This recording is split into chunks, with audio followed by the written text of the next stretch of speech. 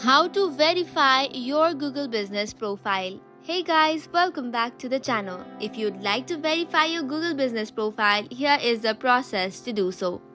First of all, make sure you're signed in to your Google business profile. Log in with the Google account that you want to use to manage your business.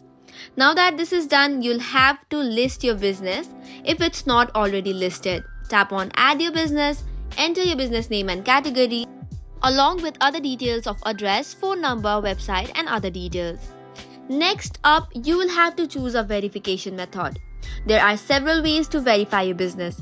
The very first one and most common is Postcard by mail.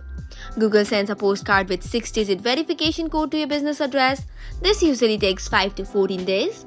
Once you have received it, log into GBP and enter the code. Second is phone verification method.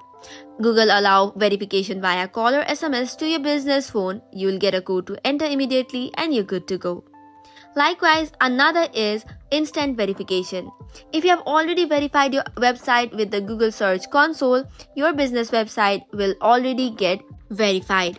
However, in rare cases, Google may request a short video or live video call to confirm the business exists. So that is all for today's video. For more such contents, do not forget to hit the like and subscribe button.